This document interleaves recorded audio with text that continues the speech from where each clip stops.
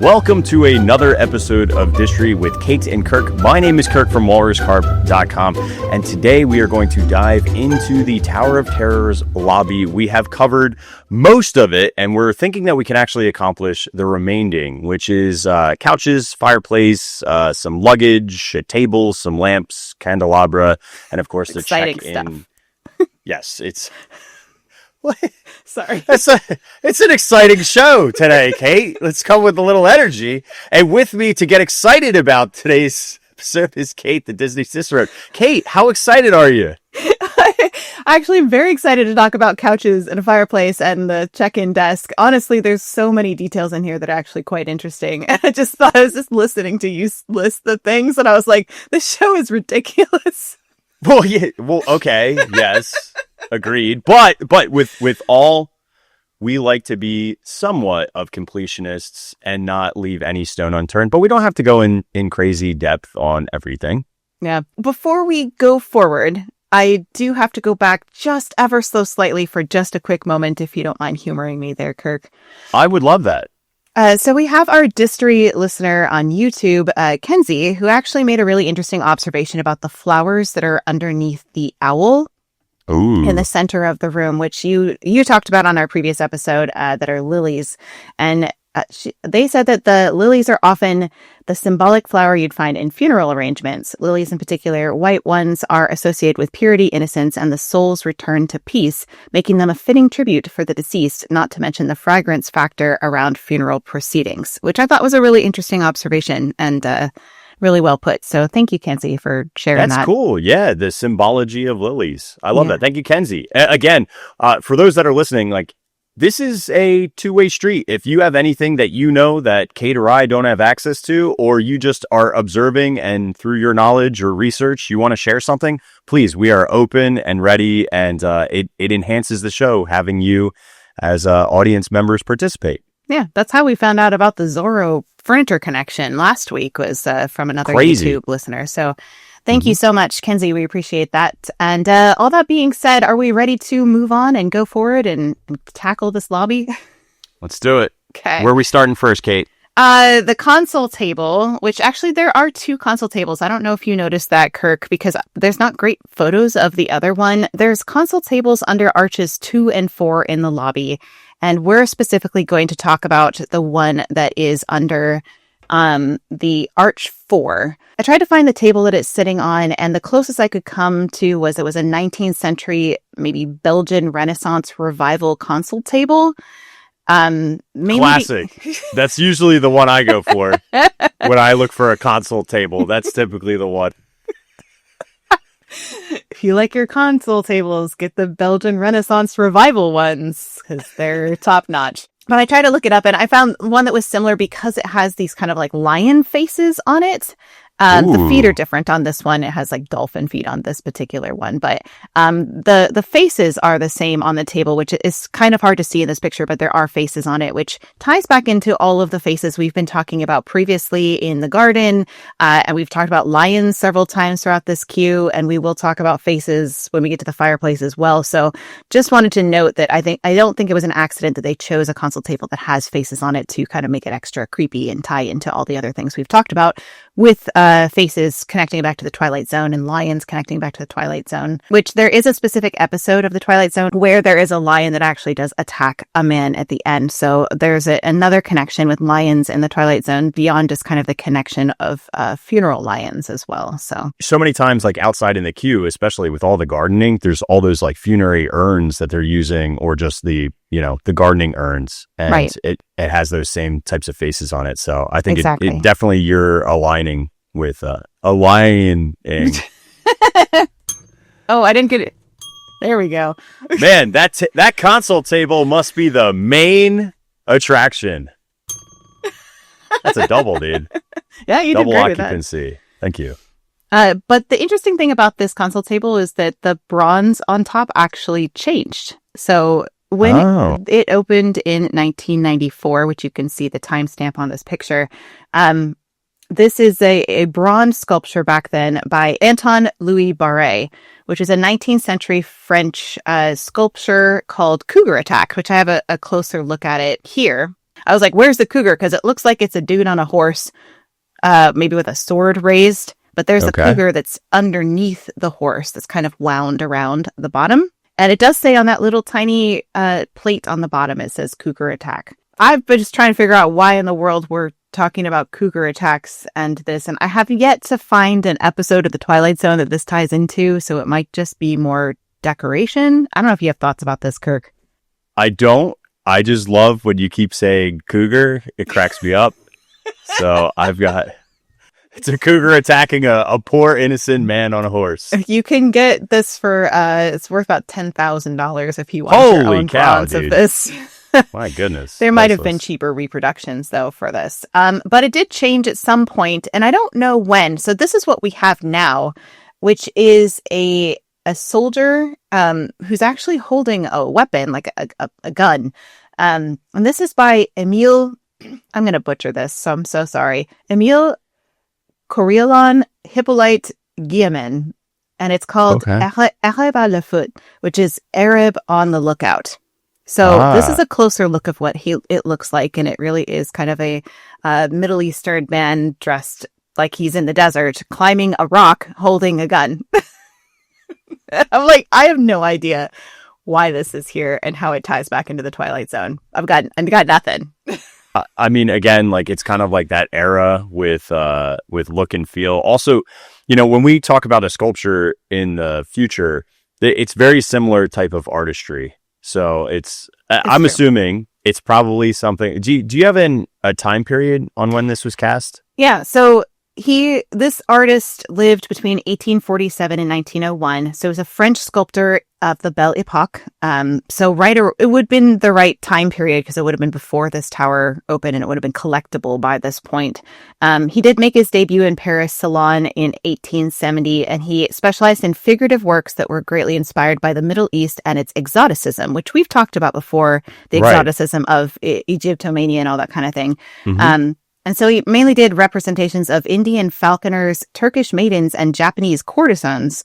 And that's what he was also known as an Orientalist sculptor from the mid 1870s. So I wonder if it's just kind of this, the idea of the Orientalism being, something that the wealthy would have had. So having it on display would be a display of wealth and opulence for this hotel. If you think about it, sociologically perspective, this is pre-information age, right? So most people are only exposed to what's around them, right? And especially in that time period. So it's like the things that are geographically located around you and the things that you can intake are very low. It's reading and radio for the most part, right? Yeah. So if you had something like this, it would seem very foreign, and not foreign in the sense that it's from a different land, but foreign in the sense that it's almost like you're so far removed from that different culture in that part of the world at this time because you don't have access to the information to know. So there's like a level of ignorance that if you are wealthy, you have the ability to learn about these different foreign lands. So I think it's a cultural thing, like almost like a flex, like, hey, I know about Arabs, the Middle East, or Egyptomania, or any of those things because I have the access to wealth to be able to have that information in place. Where, again, like you wouldn't see this in somebody's normal house as a bronze or a sculpture. And even, Mel's uncle used to collect Oriental like jade sculptures. And again, I think that was like his time in the military to showcase his exposure to different countries and different lands during his military service versus like now you could just Google it. Do you know what I mean? Right. And you just get a reproduction from Etsy and call it a day. Like I think you're right. I think you wouldn't have had access to that. Most people wouldn't have. And so, yeah, it is absolutely a display of wealth and of being well-traveled and all of that. So yeah, it's also interesting, right? Like, so you want things in a lobby to spark conversation, right? So like, what is he looking at is a great conversation point that people just who are stuck waiting to check into their room or just socializing on the couches or whatnot could go, I wonder what he's looking at, and then have a conversation.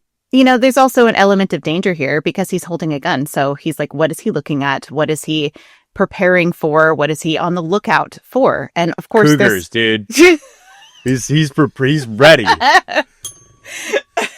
I think, but a lot of these things in the lobby are foreshadowing of danger. And so this could be another one, of him looking out for danger, possible danger.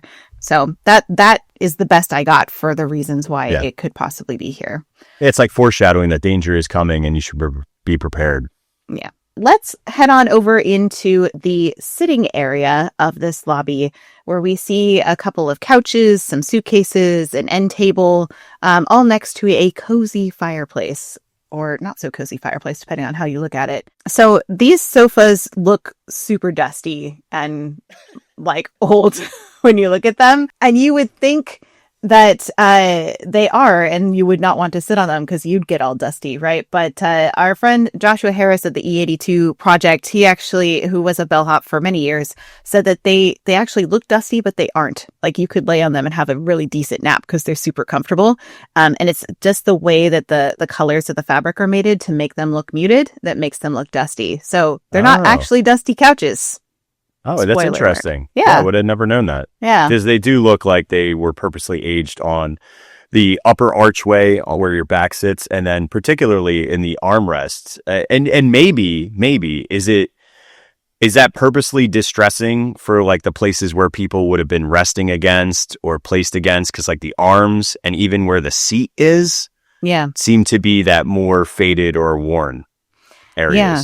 I think so. I think it's all purposefully done. So the way that these couches were made was the Imagineers selected them from a 1929 American furniture catalog that they found. Basically, WDI found that the company was still in business in the early 90s when they were looking through this really super old catalog.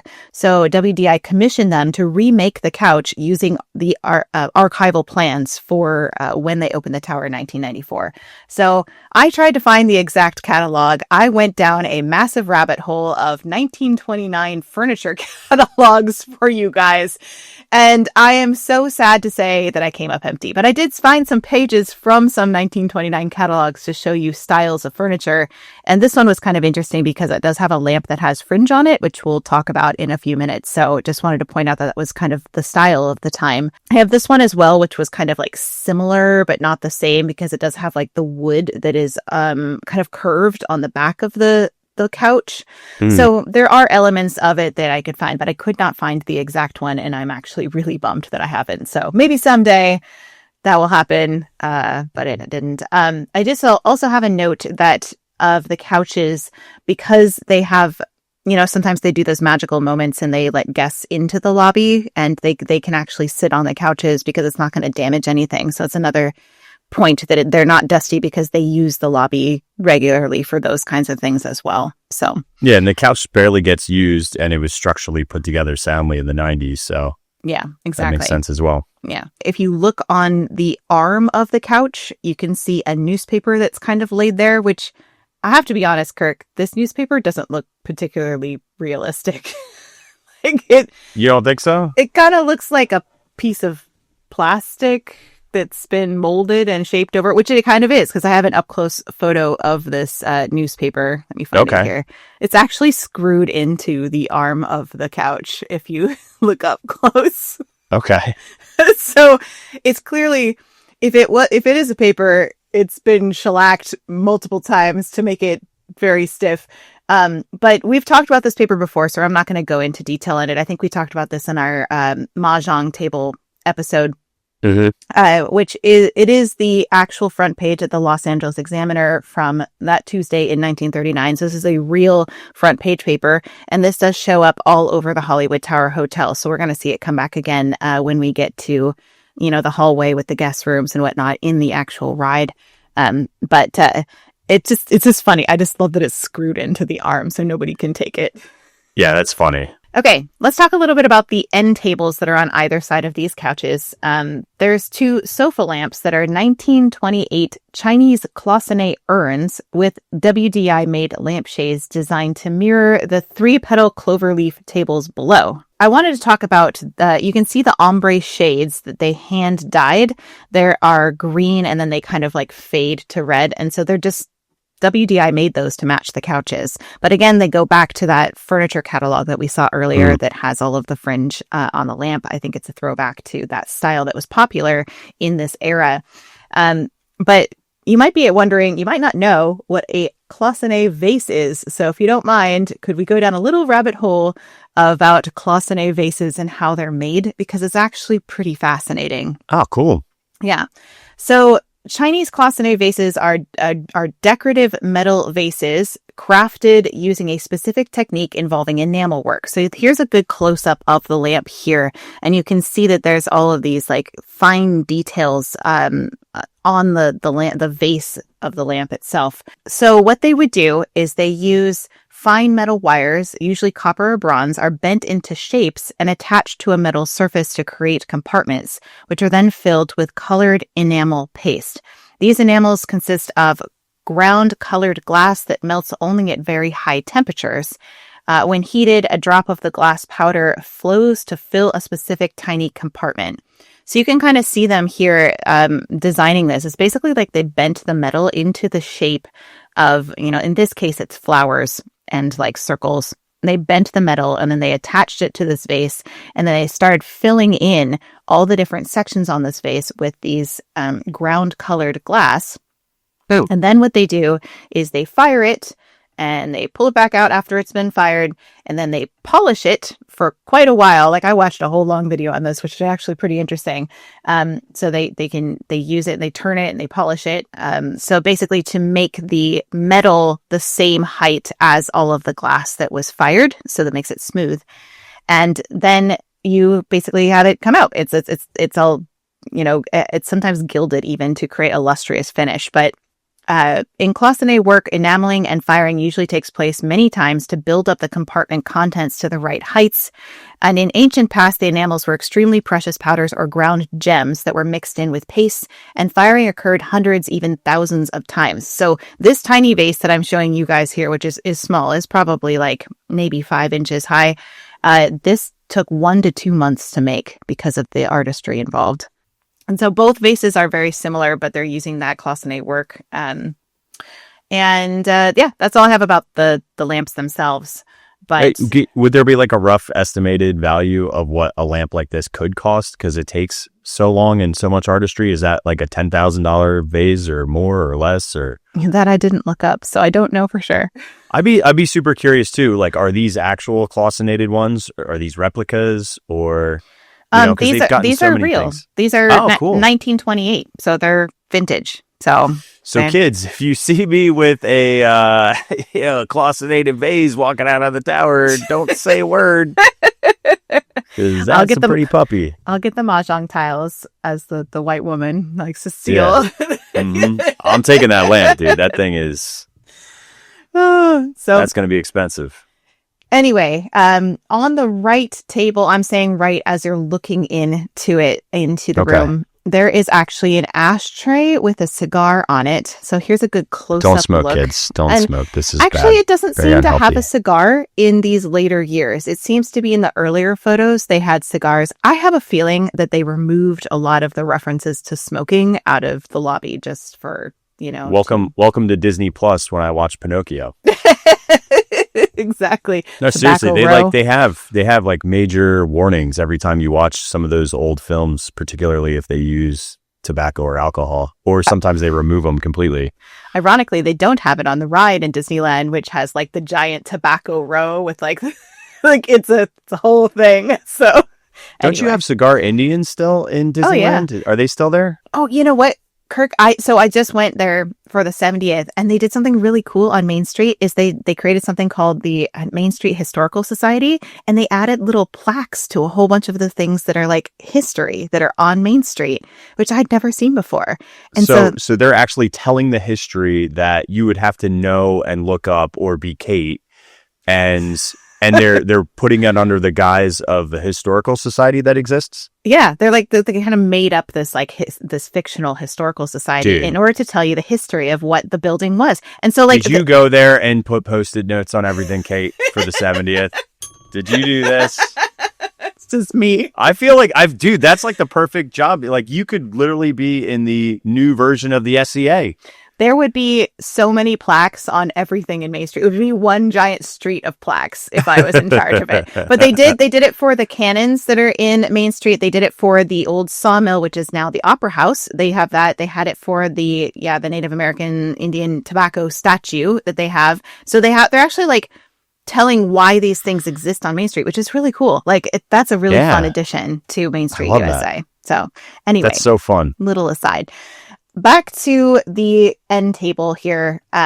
They have an ashtray. I tried to look up what this actual ashtray was. And after about 20, 30 minutes, I was like, I can't spend any more of my life trying to figure out what this ashtray is. So sorry, I do not have any more information on this tan with like a brown rim ceramic cigar tray. But you can tell it's for a cigar. I think that the cigar might actually be foreshadowing for Caesar, the ventriloquist doll that you see briefly at the end of the ride, which is also a tie-in to another Twilight Zone episode where basically this doll comes to life and like convinces this dude to do things. It's a whole thing. But I think that's why we see cigars in the lobby, not just here, but there's also one sitting on the check-in desk for a while. So I think it's all foreshadowing for the little nod to the Twilight Zone that we see at the end.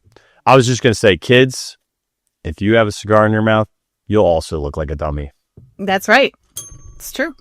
There's also a glass here that is sitting on a napkin, and the glass is empty, like whatever was in it has evaporated out. And that's all that's on that end table.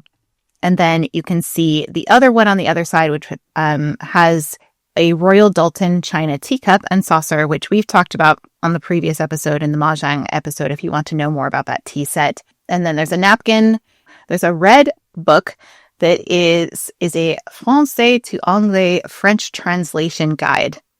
That's what's on the book. So I was like, why in the world would this translation guide be on there? We've talked about previously of foreign dignitaries and whatnot coming through this hotel, which is why they had the flags near the concierge desk, saying that we're welcoming from everybody from every country. So I wonder if it's supposed to signify foreign dignitaries being in residence, particularly a French one. I also thought it could refer to Disneyland Paris's version of the attraction, but however, that wasn't built until 2007, so I kind of doubt that because I think this predates that version. Thank you to Bo Bartholomew in our chat that says the Google AI overview said closeted vases cost anywhere from $200 to $500. So, dude, that's not worth a month's worth of work. Just saying. No, don't get banned from Disney for that. You steal one of the chairs instead. They're $9,000, so worth more. It'd be harder to sneak that one out, though. It would be a lot harder to sneak that out. So I wanted to talk about the fireplace that we see in the lobby. Here's a great overhead shot where you can see what it looks like. It's got kind of like almost like a triangular, diminishing top with a banner with the Hollywood Tower Hotel logo on it, and then a curved part at the bottom with an intricate kind of like ironwork, and then there's also a face on it, which we'll talk about in a moment. But I wanted to see, there's also these like curved stone columns on the sides of it, which came from an earlier version. Before this was the Hollywood Tower Hotel, there was that concept for the freefall version of the attraction where we got this concept art, and you can see the fireplace very, very similar. So I think that they pulled this forward from this concept, and they have these circular sides to the stonework and the arch, and then the kind of diminishing top. However, it's interesting, Kirk, because there's like some bronze work that I think is sitting on the top of that, maybe ironwork, but there's definitely statues that are on the top of the fireplace there on the mantle. Yeah, I was going with like raw iron because it would make sense for fireplace construction, but yeah, I agree. And they do have like a shield and swords above it, which we didn't get in this version, but we do have the logo. So they replaced it with something else. This is the official color board from Walt Disney Imagineering for the fireplace, which I always think is really fascinating to see how they create kind of a dimensional or a look that makes it look aged just from the paint that they're using. And you can say it's all very muted tones from more tans and browns and a little bit of gray, like a bluish gray in this, which I think is really fascinating. And then on the fireplace itself, they have this like devil face with horns, which is so fantastic. Yeah, it's great. It's creepy. Yeah, it's got so it's kind of like got these dark kind of like absent eyes, and then his mouth is open like he's like screaming at you, which I think this is possibly a reference to season 2, episode 4, The Howling Man from the Twilight Zone, which we've discussed before. But it also could be similar to like the Jean Cocteau French surrealist film La Belle and la Bête, which we discussed in our Haunted Mansion series. Because in that French surrealist film, they actually have the faces are on these fireplaces on either side of it instead of in the middle. But the faces are actually like people in the film, and they come to life. And so like the faces will move around, and like it's actually super creepy. They also have a hand holding the candelabra, which you can almost see here as well, which inspired Rolly Crump for a whole bunch of things. This is one of those movies that Rolly Crump and Yale Gracie watched as they were studying to make the Haunted Mansion. And so he did pull elements from this film for the Haunted Mansion. Do you think like the singing bust and stuff potentially could have had an origin from here? Mm-hmm. Oh, absolutely. Yes, definitely. Because it is like they have just like live people that are just kind of like stuck in things in the house, which is super weird, but interesting. The shape of the fireplace itself and the ironwork that you see in the bottom, the ironwork is more like almost like hearts at the bottom that are kind of in a fan pattern. Aww. Yeah, but it reminded me so much of this one. It's in Walt Disney World's foyer for the Haunted Mansion, except it's instead of this one has eyes because it's like a demon face instead. So it's a little more obvious, scary, but okay. It just reminded me of that because it's like, what would the Imagineers have looked at as they were designing this? You know, obviously this probably was some sort of influence, I'm guessing, because of the ironwork on it and the shape of it. Above the fireplace, there is a banner with HTH, Hollywood Tower Hotel. There's actually 3 of these created. There's one for the film, one for the attraction, and one that I can't disclose exactly what happened to it, but it likely does not exist anymore. And this is where I have to make a little bit of a correction from something I've said before on this series. So my apologies that I didn't get this 100% correct. You know how much I hate that. So that we talked about the Quetzalcoatl, which is the dragon that is on either side of the logo. Well, this is actually the dragon. If you look up close on it, you can see like the spikes on either side. It's not necessarily the one on the outside. Yeah, it's not necessarily the shape that I showed you before. It's this right here that they pulled the Quetzalcoatl for, which is known as the feathered serpent. It's a Mesoamerican deity who is considered the god of wind, creation, knowledge, and arts, particularly within Aztec and Toltec cultures, and typically depicted as a feathered serpent, a symbol representing the fusion of earth and sky, which we've talked about before is likely a connection to lightning, because the story of the Tower of Terror, of course, is that lightning strikes the tower and part of the tower disappears. And so it's likely a tie back into the lightning in that way. But thank you to Joshua Harris for pointing this out to me, and also for gently correcting me and saying, hey, like that wasn't where the thing is and it's over the fireplace. And I'm like, oh, I hate that I got that wrong. So, dude, okay.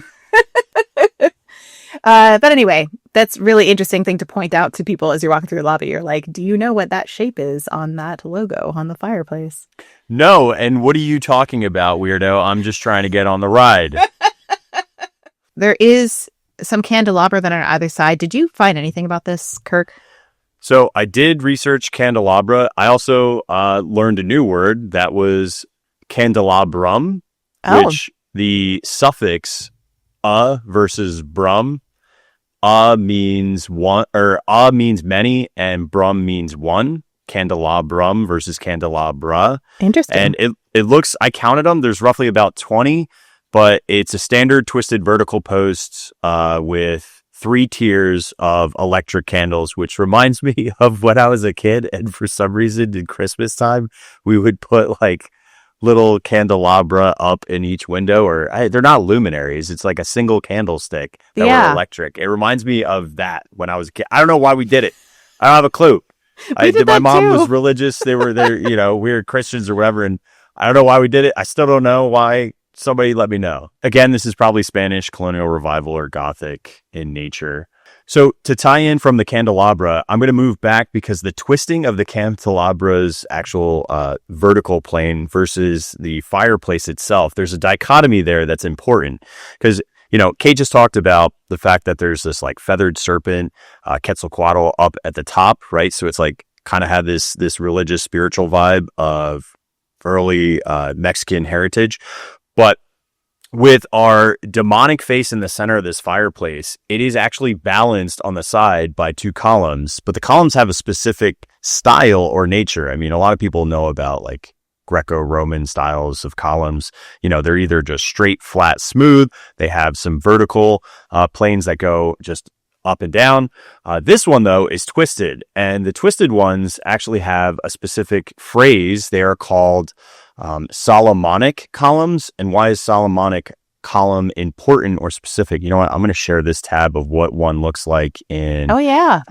This is in the Vatican.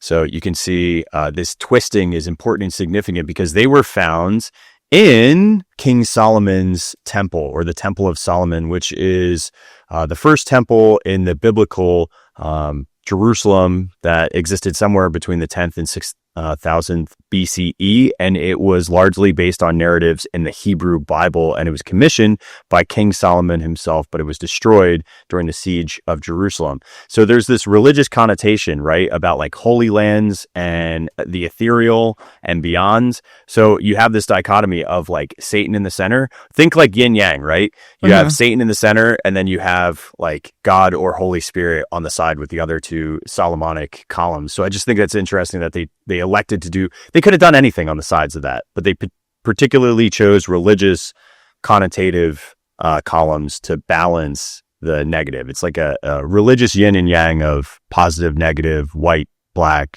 dark, sun. Exactly. Interesting. That's so interesting. Little symbology. Oh, I love that. Mm-hmm. So the other thing I have that I don't have a great photo of them, but you can kind of see it a little bit off to the right here, are these chairs that are sitting at the end. I think this photo was actually before they added all of the cobwebs to it. That's why it looks so clean. But there's a set of two chairs on either side of the fireplace, and these are actually from the Jonathan Club, which is an athletic club in LA from 1895 to 1924. And it was chartered in 1895 as a purely social club. The Jonathan Club arose alongside Los Angeles' transformation from frontier town to booming metropolis. As railroads connected Southern California to the rest of the nation, the city became a magnet for ambitious entrepreneurs and innovators. This was frequented by luminaries like Edward Dickinson, Henry Huntington, and Buster Keaton, and the club bore witness to formative moments in LA history, including the conception of UCLA during a lunchtime. So it's a significant building in LA history. And then it entered into the golden age from 1925 to 1934, when like Los Angeles was booming, essentially. In the roaring 20s, it commissioned a new design by acclaimed architects Leonard Schultz and S. Fullerton Weaver, which is what we see here. So they opened this 13-story Renaissance Revival building on 6th and Figueroa. So 13th story, I think, is partially why we also have like this fun connection, because the 13th story, of course, is integral to the plot of the original version of the Tower of Terror, because you would hit the 13th story, and that's when the elevator would fall, which we'll talk about in future episodes. But basically, this hotel was where business tycoons, Hollywood stars, and politicians could see and be seen. So very similar to what the Hollywood Tower Hotel is where, the golden age of Hollywood, where all the starlets could be seen. Same kind of thing, very significant building in this, in the city. So this is kind of what the inside looks like too. I couldn't find any chairs that looked exactly like the ones in the tower, but they're very similar to them. And this is actually the ceiling of the Jonathan Club. It has a lot of really interesting woodwork similar to the ceiling, although the ceiling is based off of the Biltmore Hotel for the Tower of Terror. Before we move on to the check-in desk, I think it's good for us to take just a quick little pause to talk about some things we have going on at Walrus Carp and Disney Cicerone. So, Kirk, what you got going on over there these days? It's about to get spooky as things are gonna drop next week for all of our spooky merch. It'll be the first wave of things as we are heading into so many announcements, so much construction, of course, for all things fun, scary, spooky. I even saw the other day lots of decorations are up in stores, so we're transitioning. So seasonality wise, apparel at walruscarp.com starting next week will all be Halloween and spooky autumn fall themed. Awesome. Big time of year for me. It's like my favorite time of year. I know. This is like Kirk's Christmas. This is like everybody, you know how people like get like so warm and cozy and they're having hot chocolate and everything. And that's like most people's, December and they're loving the music. For me, it's like goblins and ghouls. And I'm like, ooh, look at all that cutie little guys. I have to say, I am excited for HHN this year, which I've this never year's been. Bonkers, dude. They just announced a Lagoon show. They haven't done a Lagoon show since 2022, so it's been gone for 3 years. So in various times throughout the night, they're literally going to have a nice little haunted story. And they've really, I've always said this about haunts. I'm going to generalize this and not talk about one specific event or place. But the reason why I find haunts so fascinating is because my affinity for dark rides transitions to my affinity for haunts, because it is just a different way to experience what I would ostensibly feel thematically and storytelling like a dark ride would be. I think about like how Pirates in Disney was supposed to originally be a walkthrough attraction. To me, that's kind of like what the embodiment of a really good haunt is. Yes, sure, there is the scare aspect. I'm not really there for the scare aspect. It's a fun part of it, and it does create a physical reaction in your body, and that's kind of unique and different because it's a safe environment to have fun. But I love the storytelling elements, and there's so much rich storytelling elements, and it's just so fun to see what they come up with, because a lot of them are not necessarily intellectually property driven, especially in some of the secondary locations. They have to come up with their own stories. So it's great to hear how they tell a story through an experience that you physically walk through. And it's like having dark rides all over the place and they change every year. So it's just such an exciting time for somebody who likes that type of experience. So when I was looking at the new concept art that they put up, the new old concept art they put up for the 70th in the Disney Gallery, they have they had, walk-through attractions were kind of like most of Fantasyland was going to be walk-through attractions at that point. But they didn't call them walk-through. They called the Peter Pan one the fly-through, but they called some of them a fun-through, which is... like, I think is like, we should adopt that. Have a fun through instead of a walk through. They're fun throughs and fly throughs again, because walk through makes it sound boring. Yeah. And it's not boring. These are experiential. Like the last thing I would say about a haunted house is that they're boring. Yeah. They're not. And they're just so beautiful and fanciful. And there's so much story and lore and somebody who gets really geeky on that stuff like we do for Distory is what can make it exciting and fun every year. And the way that they tease things, like we don't get all the full details and I get to watch the construction of it. It's like behind the scenes. It's like everything you want. If you can't tell, Kirk's excited for spooky season to come about. And he's going to have some great merch at walruscarp.com. So be sure you check that out. Yeah. How about you, Kate? What's going on with you? Over here at Disney Cicerone, I am working really hard to try to finish very soon the audiobook for my latest book, which is A Glimmer of Pixie Dust, Finding Our Hope in the Disney Story. And this one it's interesting because when I was at Disney's 70th, I actually got to go for the day of the 70th, which was amazing. And I got to meet some really wonderful people who came up to me, and some of them said that this book was like their absolute favorite because of what it meant to them and how it helped bring them through a really dark period or really rough time in their life. And so thank you to everybody who found me, said those such kind things.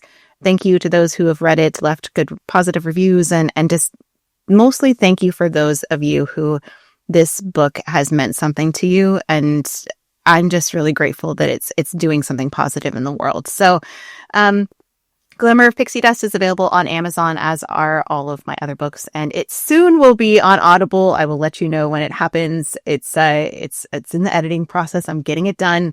It's my goal to finish it before the end of summer, so it's coming. It's almost there. For those that do a lot of miles like me, Kate's audiobooks are perfect. Aww. Just don't do them late at night because she's very soothing. you might want to pull off and take a nap because it's just so relaxing. Yeah, it's like, I'm telling you, thank it's that voice. It's butter. Thank you. I do use kind of the more, audiobook reading voice, so it's very calm. See, look at that. I'm telling you, it's great.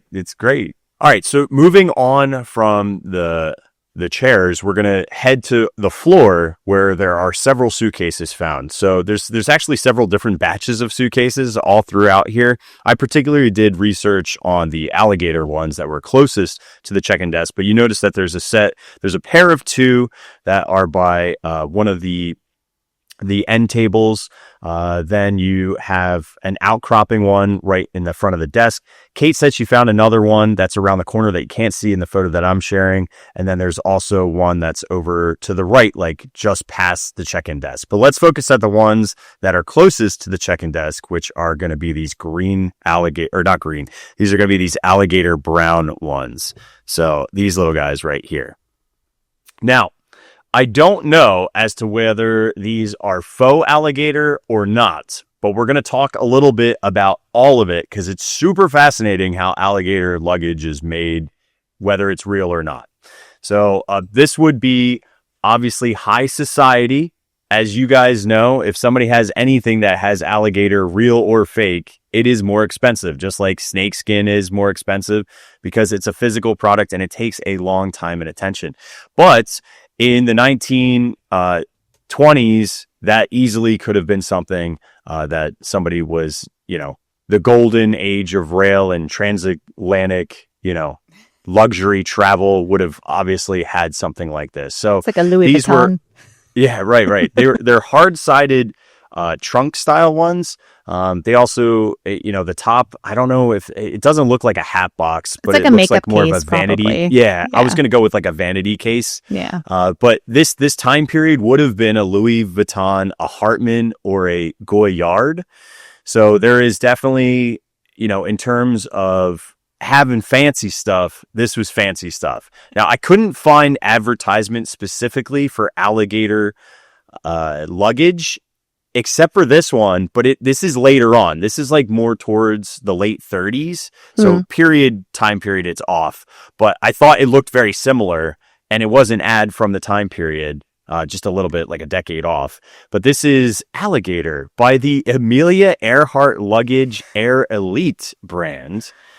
Does that mean they lose your luggage? You're successful at least once. Thank you. Yeah. It's my one for the year. No, not you. I'm saying like your luggage gets there at least once. Because then she did transatlantic and then she tried to go around the world and that's when she got lost, right? I don't remember, but she got lost eventually. She did make it once. Like Charles Lindbergh did the first over the ocean. She did like she was the first female to do that as well. But this definitely shows similar style, where it has those latchings on the tops and the sides. They are locked with a key, and this does show that kind of toiletry style bag. It does give us a price point as well of $275 all the way up to $600. This is not cheap. You're talking about thousands of dollars in today's for something that if it is actually authentic. Now, alligator hide, how it's harvested, let me tell you, it's a wild ride. I can't show you everything, and I'm not going to, but let's start here. Okay. Welcome to alligators and hunting alligators. Alligators are, I live here in Florida, so you can actually hunt alligators. You can get yourself a license to hunt them, but alligator in general, hang on, let me exit out of this, and I'm going to show you some of the I love this. I love everything about this. You have to get a permit, but the hunting methods that are allowed today to hunt alligator are bang sticks, bows, crossbows, pre-charged pneumatic air bows, harpoons, spears, and spear guns. If you don't know what a bang stick is, it's basically a giant pole that you would adhere a shotgun shell to. So as soon as you tap it, it releases the charge. Is basically how that works. So that's typically how they are harvested. And what's so scary is you have to hunt these things in some areas in Florida from 5 p.m. to 10 a.m. You're talking about at night, bro? Hunting alligators at night?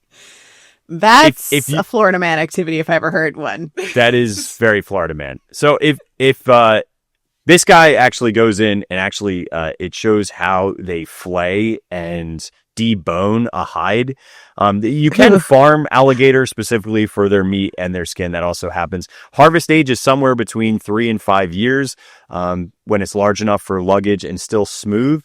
Alligators, for the most part, this is just a fun fact about alligators. Alligators are small when they're young, and they're young and small for years. That's why people have them as pets down here sometimes, which you do not have alligators as pets. And if you ever go down our interstates, you'll see these great billboards for come see our alligator babies. And it's this horrible clip art with an alligator in a diaper. And it's literally just a tank filled with little alligators that are probably like 1 year old, but they're only like 1.5 feet, 2 feet long. They're like pretty small. Do they have diapers though? They do not have diapers. Me and my kids were very upset because we stopped at one and there were no diapers on the alligators. False advertising. If they put diapers on them, I would have paid extra money to see that. They also give you free orange juice and free oranges, nectarines, grapefruits when you're there. It's a great stopover. Use a restroom, eat some citrus, and go see a non-diapered gator if you want while you're traveling our fine state. You like this, don't you? It's great. So you get the giant alligator, right? And you need a boning knife that's really strong because their hides are really, really thick. And you end up going down the limbs first and then the sides without getting too graphic. And there's actually a lot of meat on alligators, particularly in the tail. But then they salt the inside. Yeah, like once you scrape everything out, you're going to preserve the scales the best you can. And you immediately will either salt them or freeze them to prevent rotting, which that's what this guy is doing here. He's literally, you take kosher salt and throw it on the inside. And then you're going to actually do the tanning process. So the tanning process it can be done in a multitude of ways. It could either be done using chrome tanning, which is faster and it leads to a more softer texture, or you can do vegetable tanning, which is more natural and firm and gives like a better color to them. Chrome tanning means you do it with chromium salts. It can be done in up to a day. It makes the alligator hides highly water resistant. The vibrant color, it maintains its like natural color for the most part. It's also cheaper to produce. They typically do this for bags and footwear.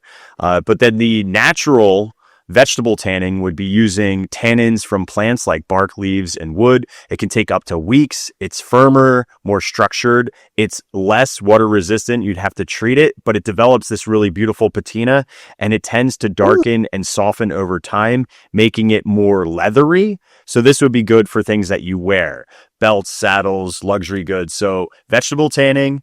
All right, ready? Here's the tests. Okay. Would this luggage, based on what you know, would this luggage be chrome tanned or vegetable tanned in the Tower of Terror? Chrome tanned? This would be chrome tanned because it's used for bags and we're not wearing it. So if you want it to be more supple and leather-like, you're going to do vegetable tanning versus chrome tanning. They cut and pattern these, and then they actually, when you see somebody build a piece of luggage, they have to stretch the skin itself.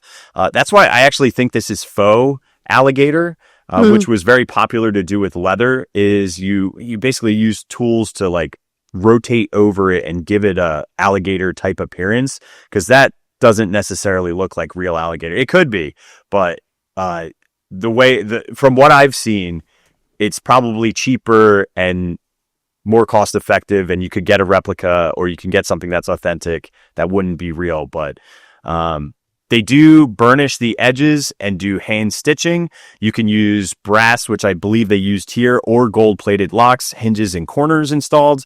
The interiors are usually lined with suede, silk, or lambskin. Then they'll add a maker stamp and serial number. A single hide, if you were to buy an alligator hide, it will cost you anywhere between $400 and $1,000. But if you are going to buy a full-size luxury suitcase made from genuine alligator today, it could cost you anywhere between $20,000 and $50,000, just because of how much process, and you actually have to hunt alligators, and it's very, very expensive and lengthy, but super interesting. I mean, I want to know who looked at an alligator and said that would make a great suitcase. Well, I mean, so okay, that's a great question. It's a great question, but if you think about it, right? I just, for some reason, you just shot me into The Simpsons when they kill all the buffalo and they just unzip themselves and use them as like sleeping bags. I don't know if you remember that, where there's like no buffalo left. But like, think of indigenous tribes, right? They always utilized all parts of the animal. So there was, turtle shells were used for drums. Alligator hides were sometimes used as like chieftains would wear them, similar to wolves. It just depends on where you were geographically located. Like there's lots of different indigenous tribes that were here in Florida, and particularly in the Everglades or the Okeechobee. There's another group that's in Tampa that built like a giant funerary mound. So like, you have deer, you do have coyotes, but you also have gators. So like, imagine how scary it would be in battle going up against somebody who has a giant alligator hide on their back running after you. And then you realize that it's water resistant.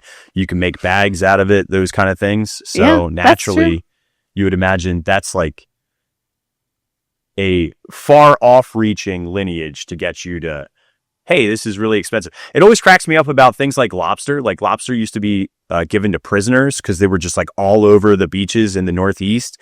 And then somebody decided to just reframe them as a luxury style eating. So as a result, then it turns into, super, super expensive to eat literal sea bugs. They're related more to cockroaches than anything else. But gosh darn it, are they delicious. Sometimes it tastes like soap. Depends on who you ask. Soap? Soap. Lobster tastes like soap? Yeah. If you don't get like good lobster, it tastes like soap, I think. Well, oh my, that doesn't sound good at all. Doesn't like cilantro taste like soap to some people? I know a lot of people feel like cilantro tastes like soap. Yeah. That's a common one. Well, if you don't mind, I have a couple of things about this luggage set as well, but not about how it's made, more about what it is. So let's talk about it. So this is actually a 1935 embossed alligator luggage set from the Robert R. Blacker House in Pasadena, California. So it is a vintage set. Whether or not it's faux or not, I don't know, but it is from 1935. And so the Robert R. Blacker House is a bungalow craftsman style house built in 1907 for Robert Rowe Blacker and Nellie Canfield Blacker. It was designed by Henry and Charles Green of the renowned Pasadena firm of Green and Green. And so this was a lavish project costing in excess of $100,000 in those days, which is about $3.3 million today. And everything in the house was custom designed. This was like an incredible house. You think of like the Frank Lloyd Wright houses and all those kinds of things. This is like a recognizable house by this architectural firm that was well known. And so this is kind of what the inside looked like as well. But there's this like a scandal behind it because a Texan bought it at one point who was a prominent dealer of arts and crafts era antiques. And he was from New York City. He essentially dismantled everything in the house and like sold it off piecemeal and then like had replicas made for the house, which was essentially devastating the house. It was like stripping it of all the things that made it, But he bought the house, right? He did. He owned it, but everybody considered it a crime to have taken all of the art pieces that were originally designed for the house out of the house to sell them and then just put fake replicas in their place. They thought it was a horrible thing. So it was like a huge scandal that had happened. But anyway, I just went down a little rabbit hole about this house and how people were really angry about that. But anyway, I do want to talk about, I put that in the wrong place. On the other, do I have it? There's got to be another one. Let me see if I can find the picture of the other luggage. I think I don't have it. I think it's gone. I think I don't have it. The green luggage? Yeah, I don't have it. Oh, green luggage. I'm so sad. I'll overlay it later. Okay. So, on the left side of the desk, however, where you can't really see very well, there is a set of green luggage, which is actually a 1935 Parisian green luggage set from the estate of songwriter Peter Allen, who was the first husband of Liza Minnelli, who was the daughter of Julie Garland in 1939's Wizard of Oz. So it kind of cycles back to the golden age of Hollywood there. And it's interesting because Peter Allen, I looked him up. I was like, of course, he wasn't from that era. You know, he's just kind of connected through this chain here. And it was really funny because like I went down a weird rabbit hole here too of like celebrity gossip because apparently Liza Minnelli didn't know that her husband Peter Allen was gay, and they were married for like a really long time.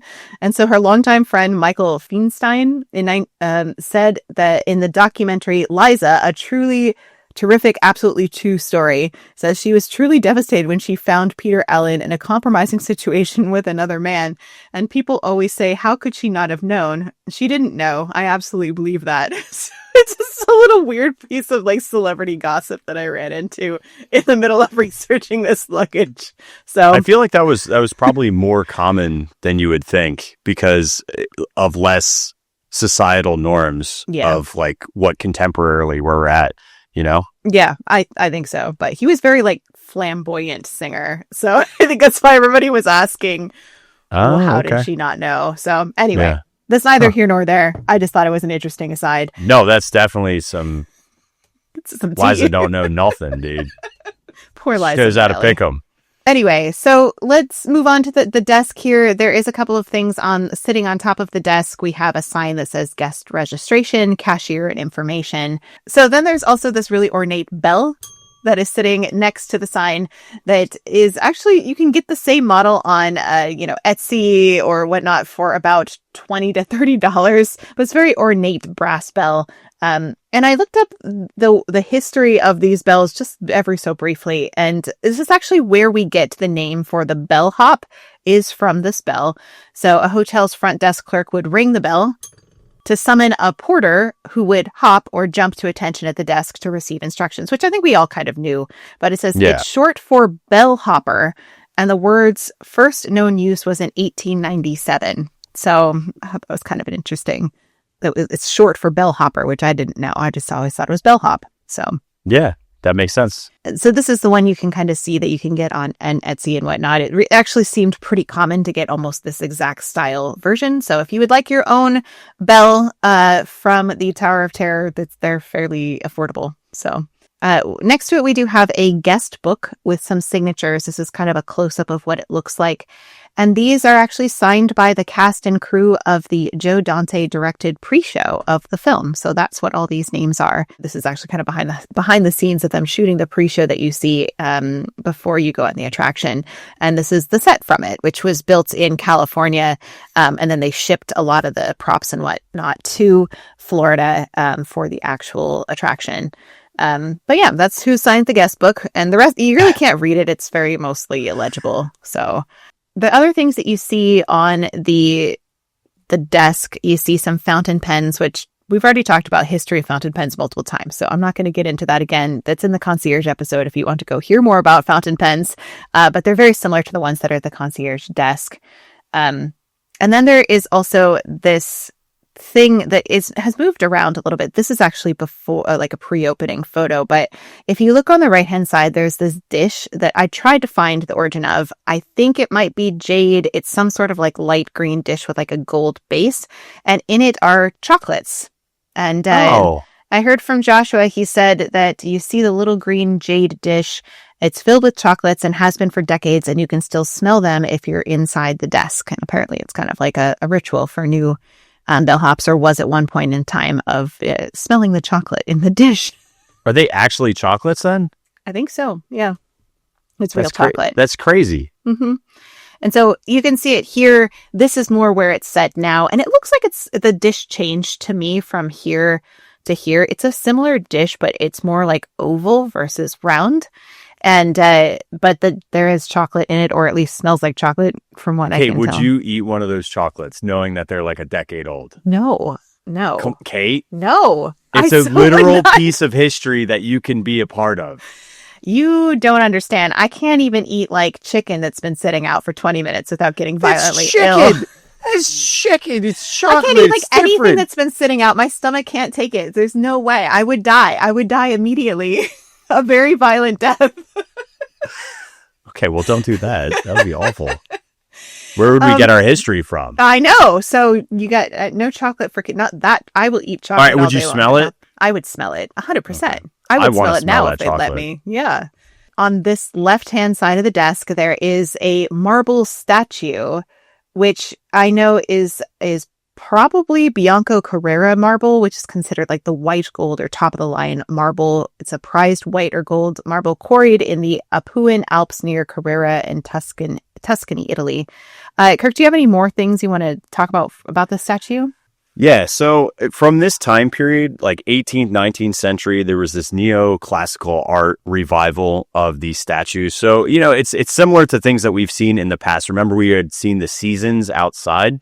And so interior-wise, the two, what I'm gathering from, because if you look at the one character itself, I think that it's a Venus and a Cupid together, because that's a common sculpture of this time period. And I was able to find similar ones. This one looks like it either could be a Clodion from Claude Michael or Jean-Baptiste Pigalle.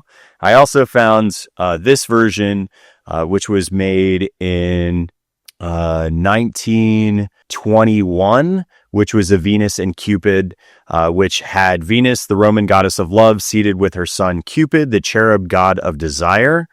And this was made by Jean-Marie Bouchard, and Bouchard was known for imbuing classical subjects with soft human emotion. So you notice that, like, the way that it's sculpted, it's not like really strict, hard lines. It's very smooth and soft. So similar to that. I couldn't find the exact sculptor and the exact sculpt that matches the tower, but I'm guessing it is Venus and Cupid, and this was the closest one that was similar in style and structure.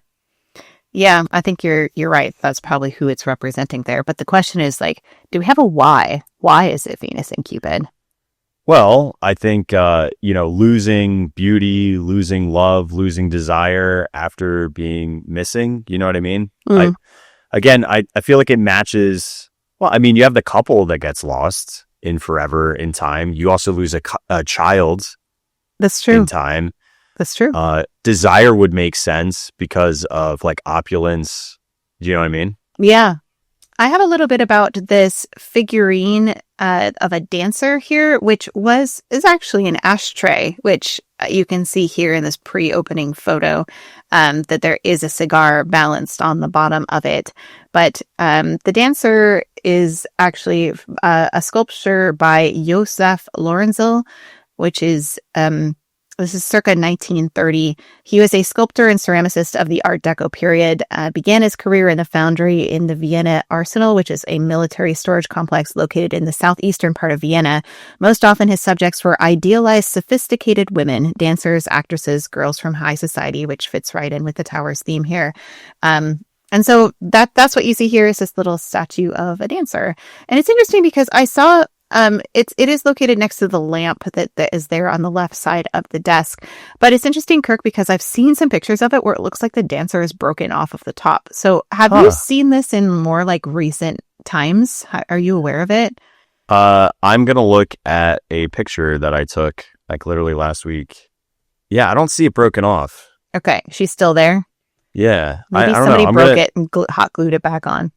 Yeah, I'll have to go back and double check again. So if you look behind the desk, there is a clock that's up on the wall. The clock is stopped at 8:05, which is the time the lightning struck the tower, which 8 plus 5 equals 13. So that's also symbolic. But all the clocks in the Tower of Terror have all stopped at 8:05 because that's when lightning struck the tower. And 13, again, is part of the storytelling for the 13th floor, which we mentioned earlier. On the background, there's all these like cubby holes, and it's basically like all the mail for the guests. But then there's also these key rings and various keys that are attached to all the rooms. There are plenty of keys that are missing.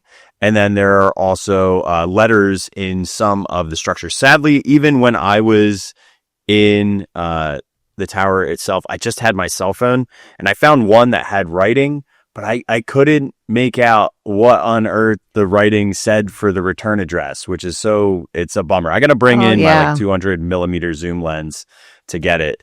But these style of keys, this would be my keynote. Well, before you give us some key talk, I just want to say that the keys do disappear from time to time and have to be reset. They might get snagged by maybe cast members or whoever's wandering through.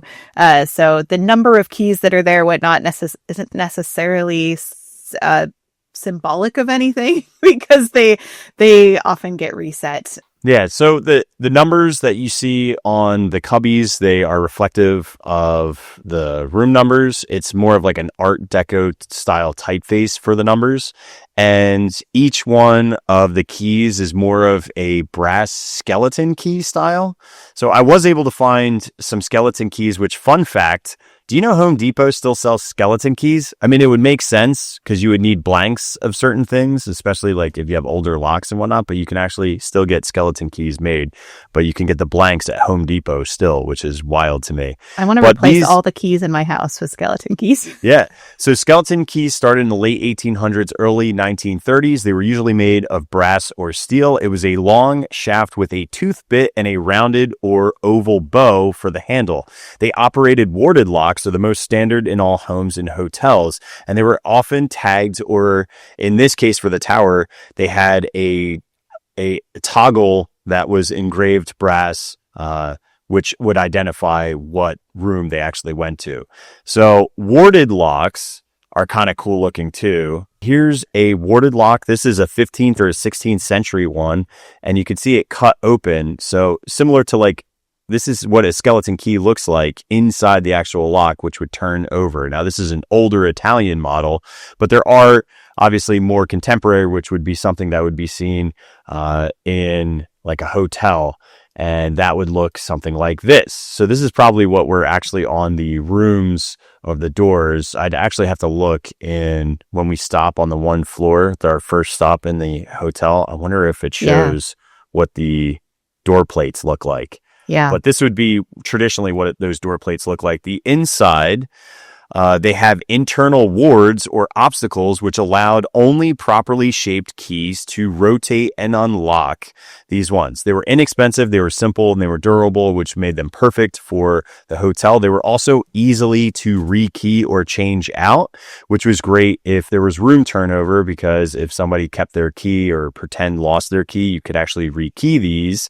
And you can actually do that with like quick set locks and stuff. If you have them at your home, you can rekey those as well and set a new lock. Similarly, you could do with warded locks, which I thought was kind of interesting because we didn't get pin and tumbler locks, which is the common lock that you have now on homes or most doors, not secure doors, but most doors. And that wasn't until the 1940s or the 1950s. So that's a little bit about some keys and locks. It's interesting. Yeah. That's more than I ever knew about keys. So thank you. Mm-hmm. Yeah. I have just a little bit about the letters here. Obviously, Kirk couldn't see some of the things on the letters. I haven't been able to see it either. But there is a letter that's sitting down below of the letters that actually has an address on it. So it says Mr. Peterson, care of the Hollywood Tower Hotel, Hollywood, California. And Mr. Peterson, I'm almost 100% sure, is the R&D team member for Tower of Terror, who is Mike Peterson. I'd be shocked if it was anybody else.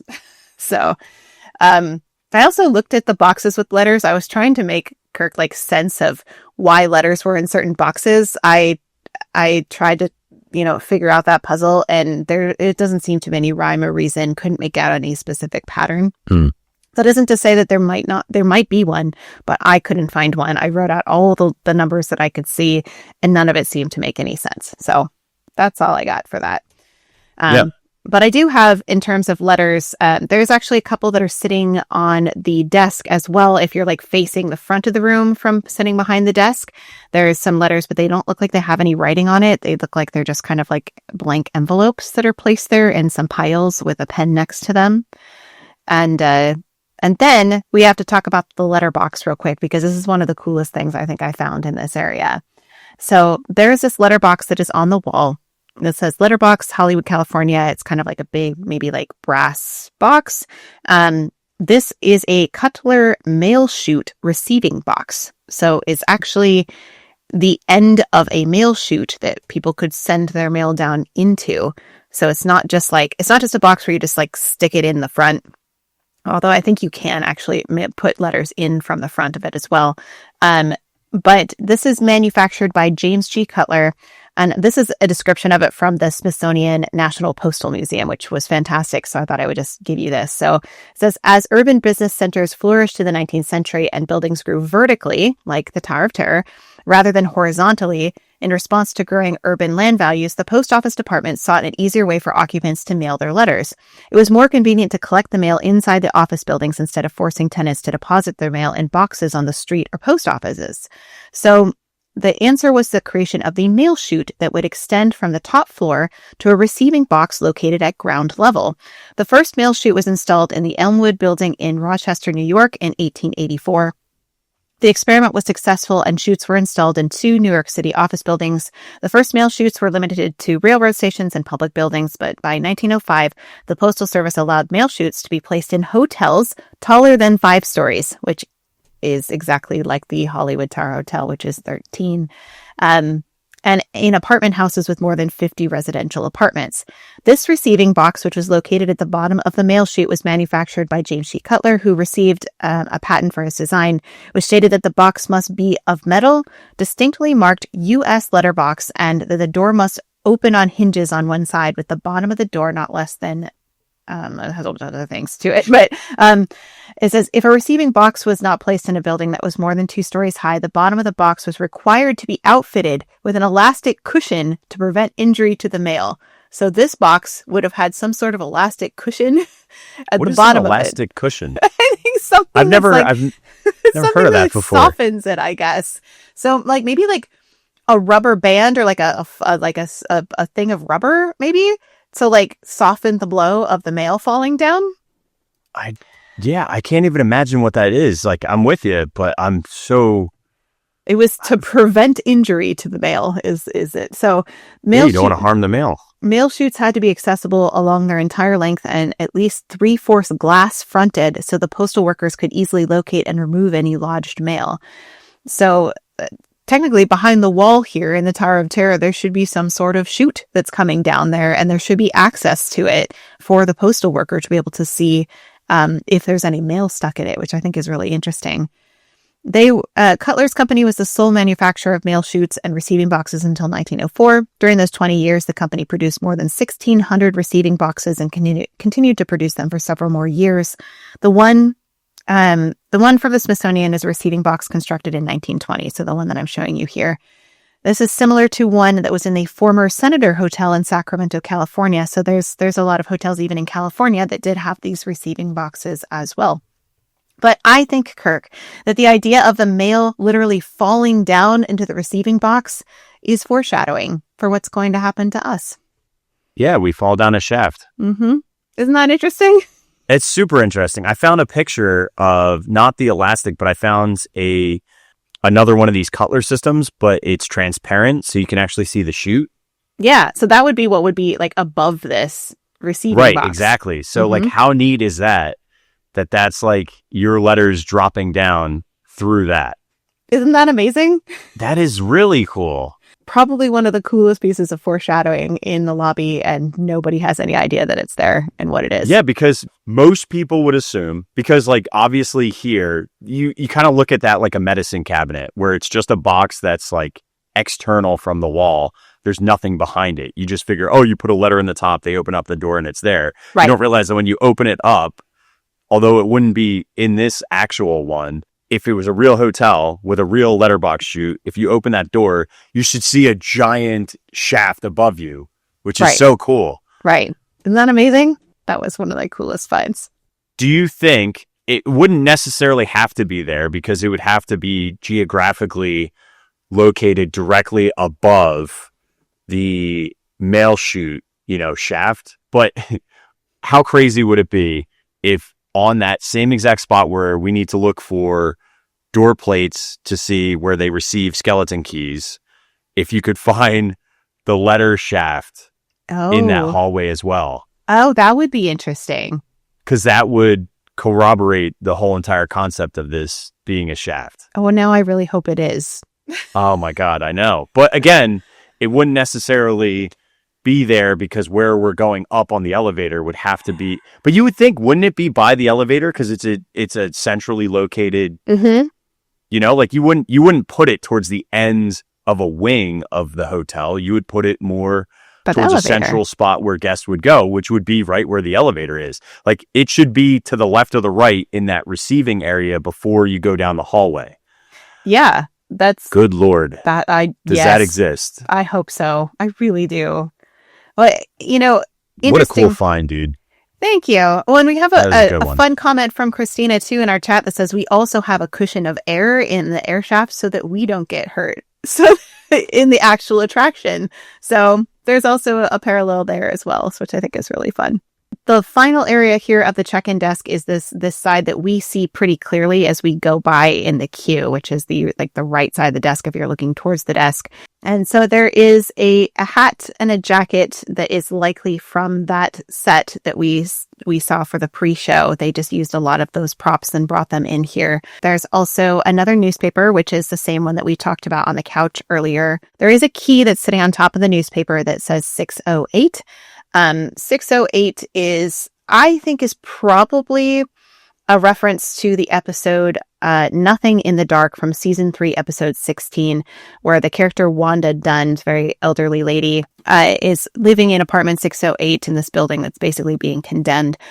She's afraid to leave her condemned apartment because she fears meeting Mr. Death. It talks a lot about the fear of death, so it's definitely foreshadowing for accepting that your demise, essentially. That poor lady, dude. Yeah. She's really hung up. She's very sad that she's having to leave her condemned home. It's a whole thing. So you should definitely watch the episode because I don't want to give it all away because there's always a twist, right? But I think that that's probably referencing that episode there. So there's also this tray of coins that is sitting here. This is a reference to season 2, episode 16, A Penny for Your Thoughts, which essentially is a coin that lands on its side, which actually makes me really upset that there's no coin in here that's on its side. There's zero coins on its side. Do you think at one point there was a coin on its side? Yes, I think so. And it's gone now. I have a feeling. But too hard to fix it. Somebody would kept stealing it. Probably. And so this was a mild-mannered bank clerk, Hector B. Poole, flips a coin that lands on its edge, which mysteriously grants him the ability to hear people's thoughts around him. Rod Serling in this episode highlights the improbability in the opening narration that heads or tails are common, but 1 in a million on the edge is extraordinary, which I think also ties back into the idea of the 1 in a million of a lightning hitting this hotel and everybody disappearing, or, something happening to you in an elevator, those kinds of things. It's not very common. But anyway, he discovers some hidden truths throughout this episode about his coworkers. He narrowly avoids being fired. He finds that a coworker is in love with him because he can hear her thoughts. It's a really interesting episode. But when the coin is accidentally knocked over, his telepathy vanishes, leaving him changed by the experience even without the power. So it's a morality tale about how one uses unexpected gifts responsibly, selfishly, or recklessly, depending on what you do with it. So that's what these coins are referring to. And there's also a kind of a hidden Mickey coin on the bottom left if you look at it as well. Which one do you think is the hidden Mickey? It's on the bottom left. There's like a larger coin and then 2 smaller ones, like maybe 2 nickels and a quarter. Don't you think it's the $50 and the 2 ones versus the one on the left? It does look like it could be the $50 instead. But I've always been told it was the one on the left. I mean, I guess they're right. Both very Mickey-like. I would agree that I think the one you're saying is better, is a closer Mickey than the one on the left. Just because the head's bigger than the other one. But the coins actually themselves, I want to talk about just because we were talking about what actual coins could possibly be in there. And you can see on the left-hand side a buffalo nickel. For those that don't know, buffalo nickels were minted from 1913 to 1938, and they were part of a drive to beautify the coinage. So they were trying to make nickels look better, I guess, is what their goal was. Having an identity crisis. It's like it was, yeah. It was just one of those kind of things. And then of course, like there became like a value associated with these. There was also Liberty head or Mercury dimes, and Mercury dimes were designed in competition to replace the old Stoic design of the Barbara dime, which had been minted since 1892. And these ones they're worth a couple of bucks, not a lot. They were minted from 1916 all the way to 1945. And if you found one that was uncirculated, they could be worth, $36 all the way up to $1,000. There's Wow. one specific D denomination from 1916 that if you found one of those, they're worth $1,500 to $11,000. So Wow. if you found specifically one that would have this marking on it or its print location, if it had the mint mark D, it would be extremely expensive. And then there also, here are the Barbara dimes or Barbara quarters that I had mentioned earlier as well. So these are all the typical and what I can see from the coinage, but the big one is Buffalo nickels. Yeah, now I'm trying to figure out why in the world they just have a tray of coins sitting there. I don't know, because you go, all right, well, is it to pay for the phone, but it's not a pay phone? Is it to pay for postage because the postage is there? Is it, is it for tips? Is it to make change for the bellhops to make change? I don't know. Yeah, I don't know either. That's a good question. I thought about it and I'm stumped. Okay, that's more homework for me. I want to figure out why in the world this tray is there. Okay, the last thing I see here is the phone. Do you have stuff about the phone? You want me to talk I about don't. the phone? Although Aurora mentions that the phone used to have a new Schwanstein castle, like the one that basically Cinderella Castle is modeled after, was on there, and then guests ripped it off, and now it just says HTH. I don't even see the HTH. Yeah, Is it on the front I of don't know. it? I feel like I need to look more at that phone than I ever have. That's really interesting, Aurora. Thank you for sharing that. We'll have to look into that more. But I do know the phone. I found this phone as the Radio Shack Imperial Classique French Roulette brass embossed telephone from 1970s. So Classic. Yeah. So I think what this is meant to look like, it's so interesting because the rest of the props here are so authentic to the period. So I couldn't tell. It does look like it has some plastic on it, on the earpiece in particular, which would say 1970s to me. Because this is the one I found that's from the 1970s. And so it's just weird to me because the rest of the antiques are so authentic in this. But, I wonder if it's because like they could actually then get it to ring, because this is the one I believe that Joshua said that they had a button that they could get it to ring. And I wonder if they needed something that was more modern that they could needed something, that had electronics. And so that's why I think they picked this model of phone from the 1970s. So that's all I have on it. It definitely looks very aged, like everything else. They moved the phone to the front of the desk so guests can't touch it. So that's interesting. Is that true in your photos? Do you have any photos of the desk that show the phone moved to a different location? Because this is clearly a Disney official photo from probably quite some time ago. Dude, welcome to the world's worst photo ever for this episode. I have the phone cut off and I have the dancer cut off. It's literally, I took the fedora. It makes sense to move it away from guests though, because I can imagine every guest in history picking up that phone and pretending to make calls all day long. Well, I mean, why do you think they had to screw down the newspaper? It's crazy. I think overall this was pretty great episode from covering the lobby. We finally made it through the lobby. We did it. I will tell you, this was lightning fast for us for an episode to get through 1/4 of a room in an episode. We sprinted through this one for sure. This was a race. But because we have the libraries coming up pretty soon, and the libraries are going to take a lot of time because there's so much in them.